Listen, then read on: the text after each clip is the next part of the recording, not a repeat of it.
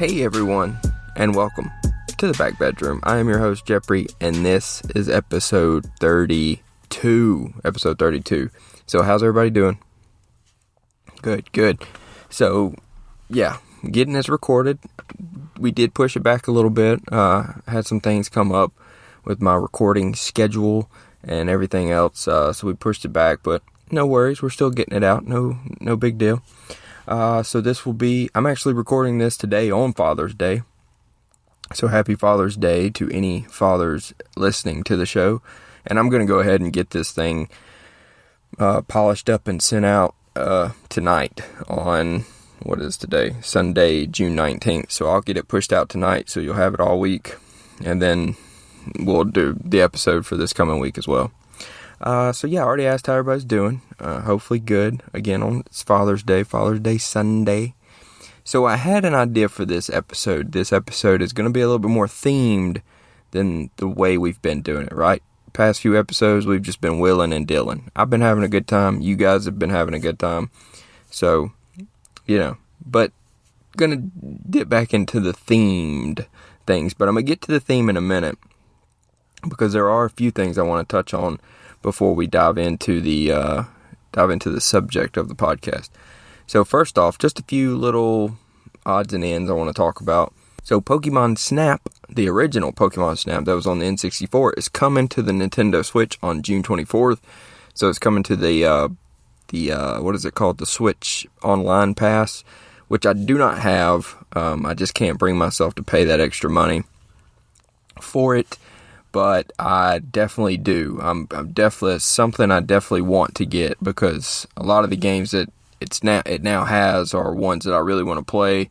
Even though I do have them for my 64, I would love to be able to just pick up the Switch while I'm laying in bed and play Paper Mario or Pokemon Snap and some of the others that have come out and will come out.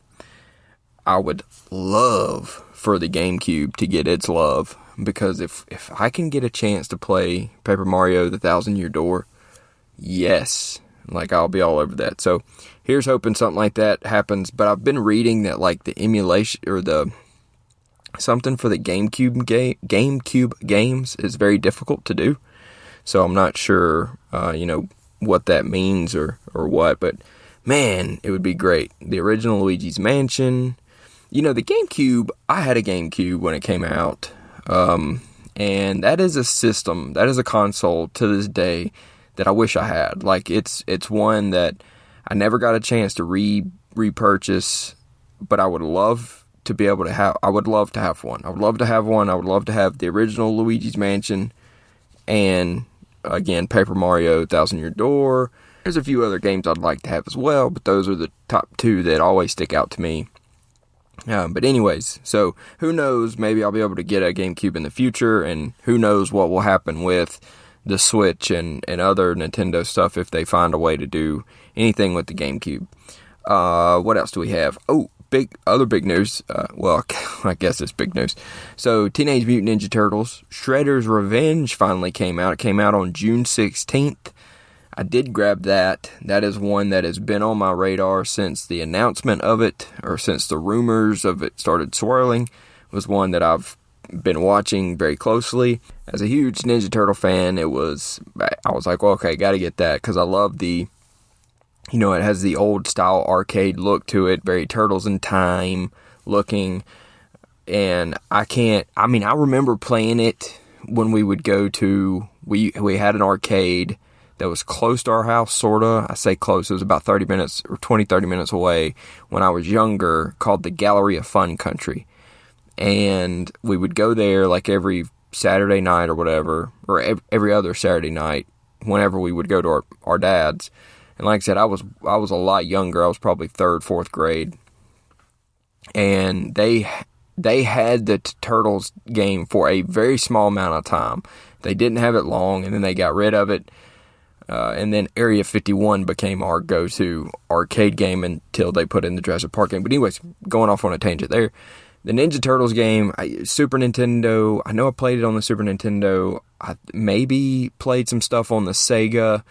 And I know later this year, I think, is the combo pack that's supposed to come out with Tournament of Fighters and the Gemstone Heist. I can't remember what all's in that combo pack, but that's later on. But this one, Shredder's Revenge, is just it's a love letter to Turtle fans. If you like Turtles in Time and the old games, you're gonna love this. It's so much fun.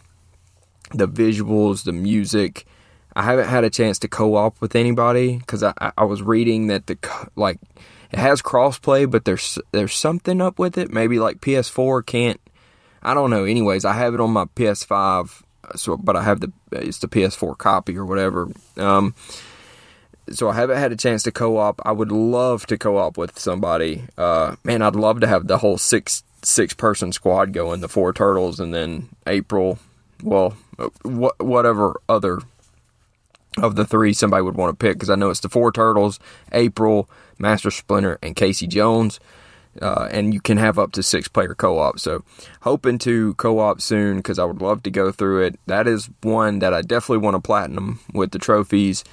It's so much fun, and I've only played a few minutes of it. I want to do, once I really play a lot more of it, I'll talk about it here on the show, because it's just so much fun. It feels so good just playing it. So I wanted to bring that up, that it came out. So if anyone out there has it or wants to play, let me know, because I want to play co-op. So let me know. And I know some people that will listen to this, Mash, Andy, or Trevor, if you get it, anybody, I don't care. Get Turtles in Time, or get Shredder's Revenge, and let's play. Let's have a good time. Thor 4 is creeping up on us. It's not that I forgot about this movie, but geez, it's coming quick. July, I put 7th/8th. I guess it depends if you're going to go that Thursday night or Friday night. But dadgum, it's coming up quick. It's only 2 weeks away. Here, let me pull a calendar up while I'm talking. Let's see, today's the 19th. Yeah, 2 weeks from this Friday. Sheesh. 2 weeks from this Friday, and then we get Gore the God Butcher. Wow. So, 3 more things I got wrote down here before we jump into the theme of the show.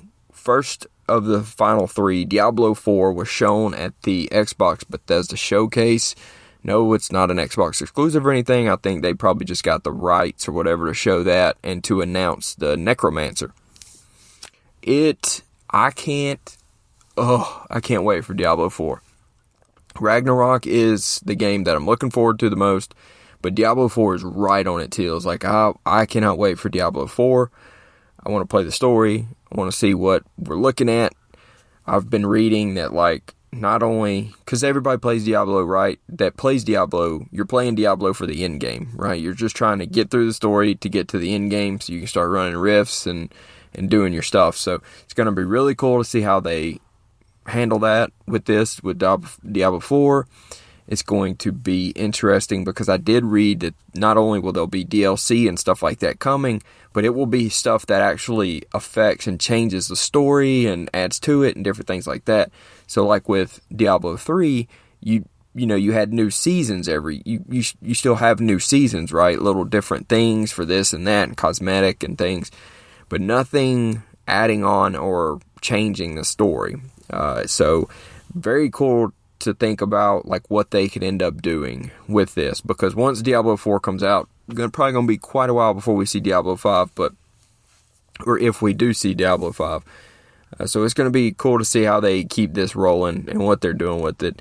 And I don't know when, or if it may already be out, I'm not sure, but Path of Exile 2's got to be lurking around somewhere, and that's probably the big, the big contender, right, for that. Well, maybe not even contender, but you got 2 major players, right, because Path of Exile came out, and it was pretty big for that AARPG crowd, the action adventure role playing. So again, I don't know if Path of Exile 2 is out yet or when it's slated to come out, but fans of that genre are in for it, because even still, the Necromancer debut or announcement video was super cool. I really enjoyed it. Cinematics from Blizzard, right? It's always going to look good. But man, I cannot wait for Diablo 4. It's going to be a lot of fun. I'm glad it's 2023. I hope it's like later in the year. I would be okay if it got pushed to 24, honestly. Just because I want all the time I can have to sink into Ragnarok before going into Diablo. Because Diablo can end up taking up a lot of time. Unless, once it launches, I get a little group together that we just co-op it with. And we just kind of take our time going through the story and getting to the end game. No rush there, because we're not streamers or anything. You know, like the streamers will have to run through it to try to get to the end game as quick as possible, you know, for content and whatnot. But regular old schmuck like me, I'll just peter along through the story to see what's going on. And so far in this podcast, I'm trying to get people to get Shredder's Revenge and now Diablo 4. You didn't know that listening to the Back Bedroom podcast was going to possibly be so expensive. You know, to co-op, right? You want to co-op with people. You want to play and do stuff. Shredder's Revenge, Diablo 4. What else we got? Overwatch 2's coming later this year. I think a beta's coming up in like a week or two. We got Overwatch 2 later this year, but it's free to play. I've gotten back into Fortnite. That's free to play. So that's been a lot of fun. There's like a no build mode now. And so it's just Battle Royale, no building. And it's weird because I had been playing Apex a little bit. A friend of mine got Fortnite because he got a PS5. So I've been hopping on and playing because he had it. It was a free game. And Fortnite's very weird. It's not weird. It's not a bad weird. It's just my tracking on that game is superb. Like, once I get the crosshairs on you, I'm on you. Like, I'm really good at Fortnite for some reason now, when it's no build. Now, you can go to the ranked play set, and you still have building, where you gotta build. I did that after I got my confidence up in the no build play set. Nah, still not ready for the building. As I was running, I had two dudes, like, build staircases over me. They dropped down, two-pieced me with the shotgun. Yeah, you know, I just not ready for that yet. But anyways, I got off track with Fortnite. But yeah, so listen to the Back Bedroom. You got to get multiplayer games. Shredder's Revenge, Diablo 4, Fortnite's free, Overwatch 2's free, Apex is free. But I'm not playing Apex as much. Fallen Order, Jedi Fallen Order. So not a multiplayer game, but as some of you may know who listen to the show, I've been playing it. Got back into it. And getting through it now. Wow, this game is really, really good. I've mentioned before, I'm not a big Star Wars fan. You know, I know very minimal about that universe and everything. I know the big players, right? That everybody knows: Luke, Leia, Vader. You know what I mean. You know who I know, because I know you know them. I know them. We all know them. But I guess this is an original character, Cal, the player the character I'm playing as. We are getting mentions. I think they've mentioned Obi-Wan so far. And the dude from Rogue One is in it. I can't remember his name. Saul Guerrera is in it. So that's been fun. Just had I got to the first big plot twist type thing. I won't say anything. I don't want to be spoilery if there's people out there who haven't played it, but I know it's been out for a while, and some of you probably already have played it. I have not played it, and so this is all new to me, and I've stayed offline to look for guides or anything because I don't want to be spoiled for anything, so it's all brand new to me. So again, just got to the first big twist, I guess, about the second sister. Wow, so getting interesting now. And I got the dual bladed lightsaber, so that's been awesome because my friend, producer of the show, maker of things, overall fantastic person, Trevor Scott, is the one who gave me the game, and he's played it a bunch and blah blah blah. So he's been kind of my guide. If I do get stuck, he can guide me without me having to look up and get spoiled. And he was like, "Hey, go to this planet, you got to get the dual lightsaber." Well, he didn't tell me it was a dual until I went, and I was like, "Oh, this planet is crazy." I wasn't ready for it. And he was like, "Oh, well, that's the planet Darth Maul is from." Say no more. So obviously I went straight there. And then as I started fighting the enemies, I was like, "Oh yeah, I can see it. These are people, they look like Darth Maul." And So on that planet is where you find the dual lightsaber. So now I'm dueling it up like Darth Maul. It's a fun game. I'm having a lot of fun with it. So if you haven't played Jedi Fallen Order, go give that a shot, because the new one has been announced, and now I tell you what, it's jumped up on my list. I'm super excited for the second one now.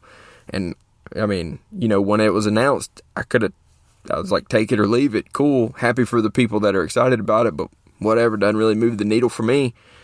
Now it's up there. It's Ragnarok, Diablo 4, and I don't even know that Survivor. Give me Survivor. I need to know who's in the tank. I need to know what's going on. Which, let me beat this one first, and then we'll get even more excited. The last thing on the list before diving in is the Jon Snow Show. So it looks like rumors, something leaked out or something, blah blah blah. Looks like HBO is in production, or in the beginning makings of a Jon Snow show, and it's going to be a sequel essentially to the Game of Thrones show. So it will take place after Game of Thrones with these events, because we know we got House of the Dragon coming in August or September, cannot remember, but that story is set way before, right? Because that's going to be on the Targaryens and their history and incest and all the fun things that they do. But this show is going to be Jon Snow, it's going to be Kit Harington, and it's going to be after the events of Game of Thrones. So after Game of Thrones, and I don't think this is spoilery, well, people, the last few seasons wasn't overall, people didn't care for much, and that last season was absolutely horrendous. I'm going through the audiobooks now. Oh my God, so good. George R.R. Martin, as some of you may know, I've mentioned, I've dabbled a little bit in writing. Writing has been something I've really, whatever. And I started kind of like coming up with things and kind of jotting things down. I started listening to Game of Thrones on audiobooks, and just the way he writes, and I know I'm hearing it, but it's because someone's reading it, so he had to have written it down. But it's the way, it's unreal. Like, I hear it and I'm like, who can come up with a story like this? But people like him and Tolkien and all the other greats do it, and it's unreal. He's so talented with his writing style. But anyways, the Jon Snow Show, so picking up after the Game of Thrones, so he was, is exiled the right word? He was cast out, right? Beyond the wall. But he had I can't remember, because it's been a while since I've seen that last episode. Well, it was the weekend of Endgame, because Endgame came out Friday night, and that last episode came out Sunday. So he was cast out. I think he had some of the wildlings with him, right? He went out, so I guess it picks up with him just out living his life. Beyond, maybe he goes to some of the free cities, because I know in the books they talk about, casting people out, and they have to go to one of the free kingdoms or free cities. So maybe Jon Snow goes somewhere. I mean, I don't know what it could be or what it is, but supposedly Kit Harington's on board. And I would assume that we may get a glimpse of other characters, right? Because Bran, we could get maybe, I don't know who would agree to come back, right? I don't know if I don't know who we would see. But Kit Harington on board with it.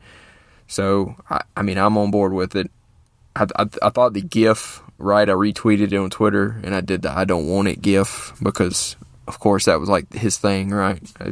Even though I do want to see it, right? I just thought the GIF response is just too perfect to it. So I'm excited. I'm excited to see what they do with it. See what he does. Obviously, I would assume they have to get with George R.R. Martin and get his input. But then again, if it's like a new type story-ish, they still have to consult with him because it's his stuff. So that could be cool. But at least Harrington's on board with it. So count me in. I'll watch it. Right. House of the Dragons later, which I'll be watching. We can do, I don't know if I'll do like a review for every episode for it on the back bedroom, but it would be fun to come on here and talk about it, right? Because it's going to be hot, right? Everybody's going to be Game of Thrones fans and other people. Everybody's going to be watching House of the Dragon. So let's be honest, right? If I want some clicks, I got to talk about House of Dragons, which I want to talk about anyways because I'm going to watch it, but you know what I mean. All right, I'm going to get a drink of Dr. Pepper, and then we're going to get into the theme of this episode, which is awakening. Okay, I'll take a sip of Dr. Pepper. Oh, while I take a sip, I want you guys to do me a favor. While I take this drink of Dr. Pepper, I want you to sit and think about this. If you like the back bedroom and you want to support it at zero cost, that's $0.00, all you got to do is share the show on your social media. It's completely free and helps me out a whole bunch. Twitter, Instagram, Facebook, YouTube, TikTok, wherever your social media is at. Share the show, tell a friend, tell the family member. We need shares, we need eyeballs, rates, reviews. Do your thing. Go do that. Go tell a friend and family while I take a sip of Dr. Pepper. Ready, set, go.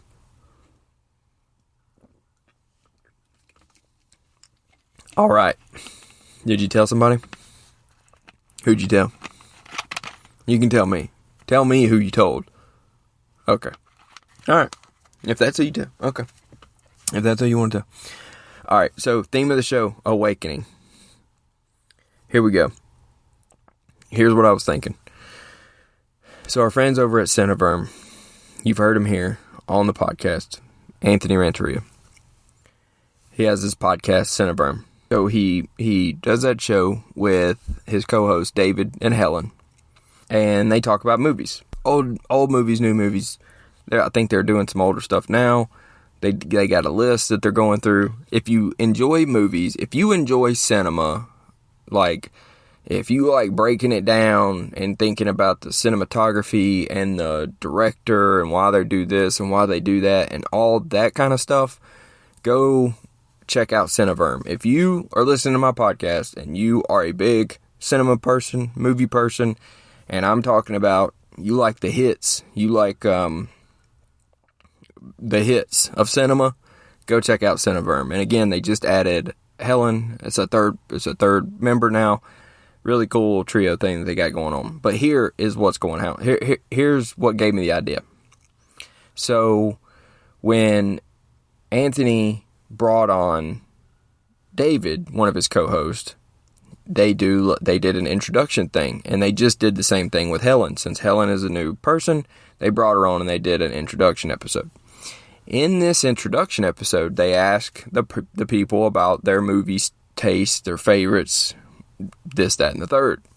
And one of the questions Anthony asked is, what was your movie awakening? So it was, in his setup, it's, what movie did you watch that made you sit and go, oh wow, like this is cinema. This is what people talk about when they talk about the art of cinema. It made me feel, it made me do, this is it. This was my moment that I got into cinema. So it had me thinking, just in general, awakening, right? Like, we've got to awaken, right? And I'm not talking about every morning to get up and go to work, but like, or school or whatever else you do. Or just lay in bed. If you wake up, just lay in bed, I don't care, whatever. But there's got to be an awakening for like any hobby, right? So anything you're into, there had to be something that clicked, that snapped in your head and made you say, oh yeah, this is it. This is what I want to do. So here's what I'm going to do. I'm going to talk about some things for me. And then, as you're listening, I want you to think about, after you hear some of my stuff, think about your own awakenings. And if you want to, you can share them. Share them with me. Share them with the show. I'm going to put this kind of out there now, because once I get rolling, I don't want to be talking about plugging crap. So if you want to share it, obviously the Twitter at the back bedroom, Twitter at the back bedroom. Email me at backbedroompod@gmail.com. And there's a YouTube, but This episode will be on YouTube, so if you want to put it in the comments, put it in the comment section of YouTube. Whatever you want to do. However you want to do it. If you want to share it, share it. If not, cool. Keep it to yourself. That's fine too. So, an awakening, like a hobby awakening. What moment clicked or snapped and it said, okay, here we go. I'm into race cars. Like, what was your awakening? So I've thought about this now for like a week or so. And I'm like, man, what did I ever have like a moment that when something happened, it made me just sit there and go, whoa, holy crap, that just happened. Or whatever. And so I wrote down a few things, and I'll kind of go over them and talk about them as I do. So the first thing I wrote down was Pokemon Yellow, and that for me was kind of the first big video game. Okay, so it came out in October of '99 in North America. So 99, well, that month would have been my birthday month. But let's just say, okay, so what am I, 32 now? I would have been about 11, right? 11 or 12, I guess, when that came out. When Pokemon Yellow came out. And I don't even think we had a Game Boy. Maybe we did or did. I honestly can't remember. All I know is nothing had really grabbed me yet until Pokemon Yellow. And how we got it was kind of weird because, like, my granddad at the time, like, sold and bought cars. And he would buy them and then resell them. And sometimes he would find stuff in the cars. Well, he had found a Game Boy. He had found a Pokemon Yellow cartridge in one of the cars. And so the game came out in 99, so there's no telling when I actually got it. It had to be in that time frame though, right around like late 99, early 2000. He didn't know what it was. He ended up giving it to my cousin, who was like, okay, this is a Game Boy game, and maybe my cousin had a Game Boy, I can't remember. Oh, I know he had one because he was playing it. Well, anyways, whatever happened, and then my cousin came over to our house, and he had the Game Boy with the Game Boy game. And we're playing it, and we didn't really know about Pokemon. Like, we knew, it was kind of like on TV right after school, we'd come on, watch Pokemon and stuff like that. And my cousin wasn't really into it, but he was playing it. He ended up giving us the cartridge. He ended up giving me the cartridge, and so I started playing it. And again, we would come home after school, because I was in 4th grade. I remember, I would come home after school, and we would watch Pokemon, and my brother would watch Dragon Ball Z and stuff like that. So, it was on, and we knew what was going on, but we just didn't have any of those games. We didn't have, Pokemon Yellow was it. And in that one, Pikachu follows you around, and I just remember getting so into it, like, because it was kind of the first game that you had to sink a lot of time into. Like, other games that we had played, we weren't playing. Like, growing up, me and my brother played a lot of co-op stuff, right? We played a lot of fun things that me and him could both play.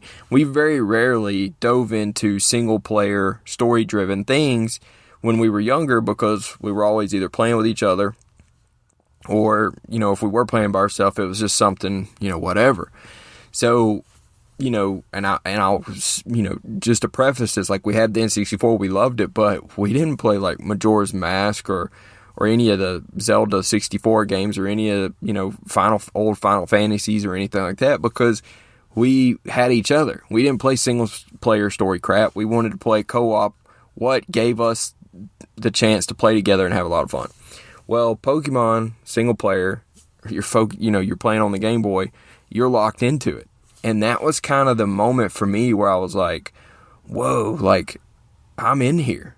I'm in the Pallet Town, and Pikachu's following behind me, and it was the first, like, big RPG, right, that you play, and that I got sucked into. So Pokemon Yellow for me was kind of a really interesting video game awakening, right? Opened my eyes to, okay, so there's long form, which when I was back then, I wasn't thinking like, oh, this is a long form RPG. No, like I'm thinking about it now. Like it's a long form, right? You're in it. You're RPG. You're going along. It's saves after saves because it's hours after hours after hours into this game.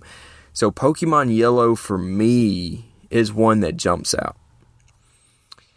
Now in the same time frame, because again, I had to be around the 4th grade area or time frame, but I remember this in 4th grade. We had a teacher. We had to read. We had like reading time or whatever. And we had a teacher who was obsessed with Harry Potter. Now, Harry Potter was pretty new back then, right? It didn't even come out here until like 98, 99. But if you were reading Harry Potter, she would give you extra time. So you wouldn't have to do classwork. She would give you more reading time if you were reading a Harry Potter book. Now, if you wasn't reading a Harry Potter book, at the end of the 30-minute reading time or whatever, your ass was going back to work, and you're doing stupid schoolwork or whatever. Well, me being me, which I didn't mind reading, but I was like, oh, if I can read this book and get more read time, I'll do that.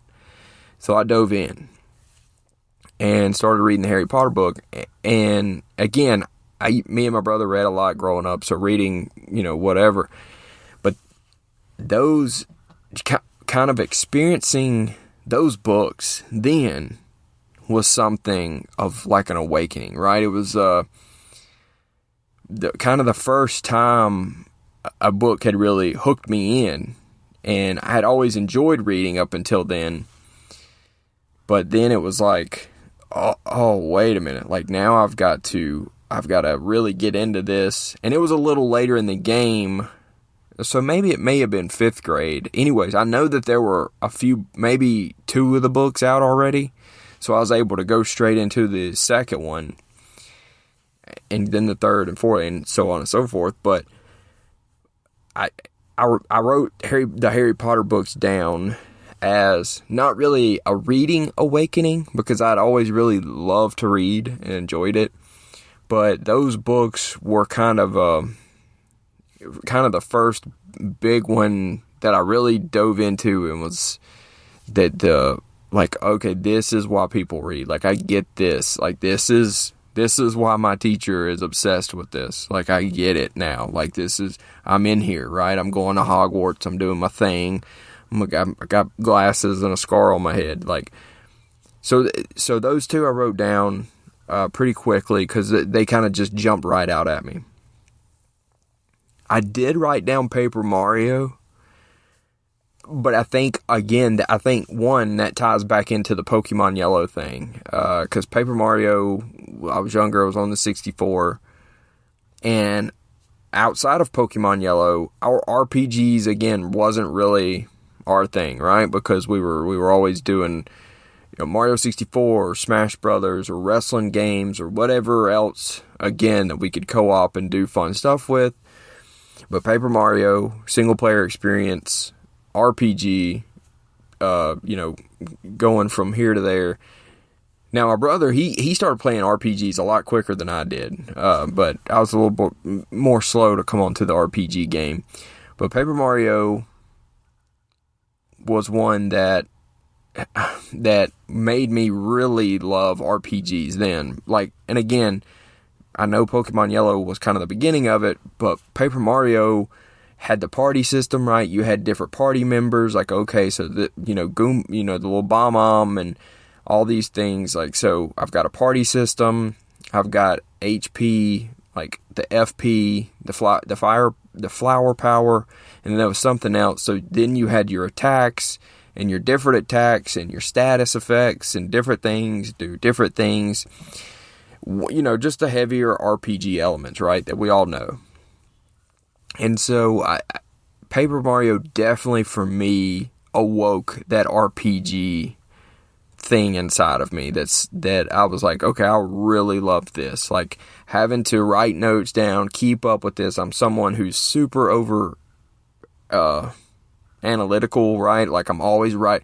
Like when I'm doing something, I overdo it. I'm going to overdo it. Like even now when I'm playing video games, I'll write notes down and keep track of things. So Paper Mario just screamed at me, and was like, it's like it was made for me. So those are some quick ones that I came up with.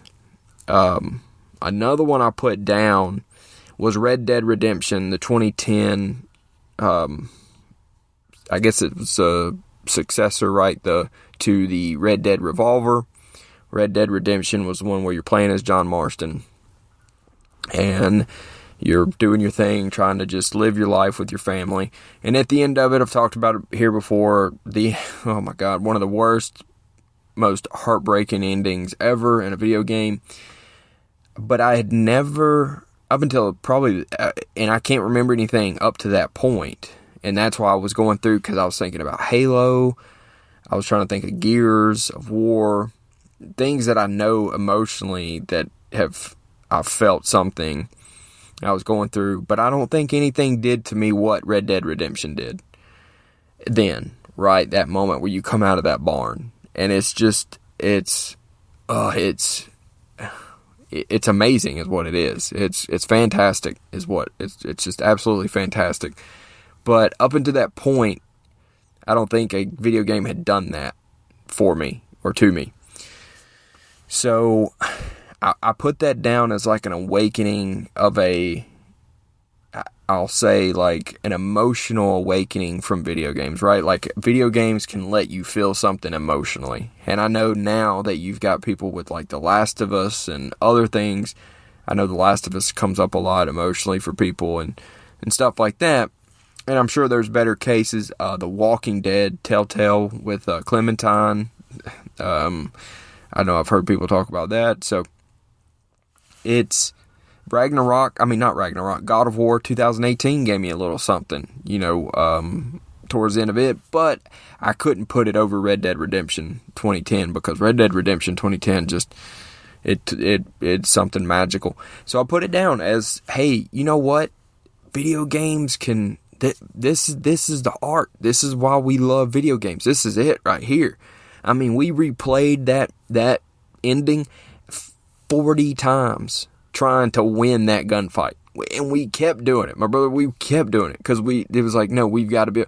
But video game, like, we were driven to keep replaying that moment over and over because we were like, no, like, this is not, this, but that's the beauty in that game and in that the art form, right? That is video games. It gave us that feeling of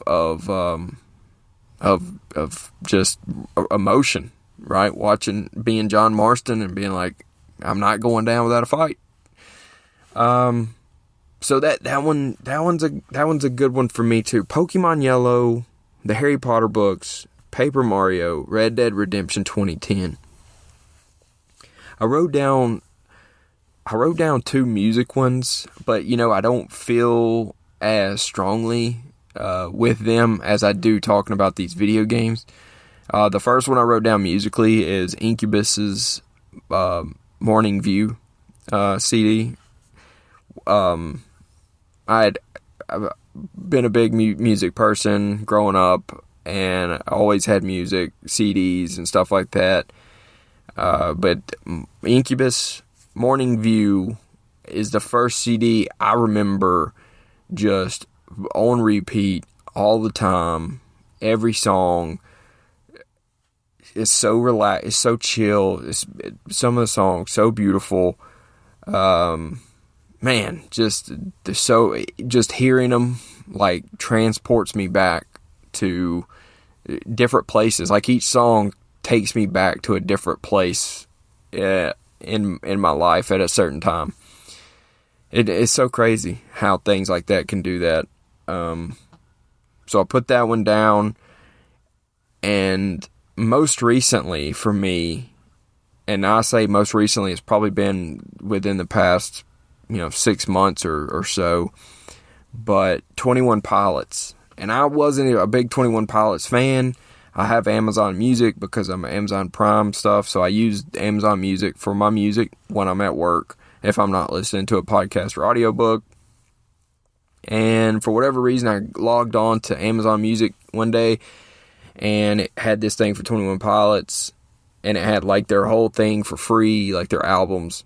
And I clicked it and listened to it, and I was like, holy crap, like it was every song. I was like, okay, so, and that was the Blurryface CD or album, and then Trench came out, their other album, I guess their next one, I think, and just as powerful, and it blew me away. I was like, again, and this is within like the last year, I was like, I didn't really know or care for the 21 Pilots, but after here, I mean, it's kind of changed my view on them, and just in general, it's fantastic. So I would say both of those as an awakening. But again, the musical ones I pushed down further, even though I love music and I'm very into music. Like, I pushed it down further because for me, the video game ones just hold more weight. I just felt stronger about them. Those were the first ones that jumped off to me, and that's what I wrote down. Pokemon Yellow, Paper Mario, and Red Dead Redemption 2010. So, and I just think it's so cool to think about, right? Like, awakening moments for your hobby, whether that's sports, video games, movies, music, drawing, writing, coloring, whatever you do, or whatever you like, whatever you're into, there had to have been a moment that clicked for you and gave you that sparkle in your eye. Again, if you want to share it with me in the show, please do. I think it would be really cool to talk with other people about. So if you hear this and you want to share, again, Twitter @thebackbedroom. You can always email me at backbedroompod@gmail.com, or comments on the YouTube @thebackbedroom. So those were some of my awakenings. Again, video games kind of reign supreme there. And, with Game Fest just happening and the showcases and state of plays, like, it kind of hit me the other day. I was like, this wasn't part of the show plan. I'm just kind of talking to you guys right now. I love video games. Like, and I know I've always loved video games. I've always been into video games. It's always a big part of my life. Growing up, me and my brother, it's a absolute huge part of my life. It's who I am. It's what I've always done. It's what I'll always do.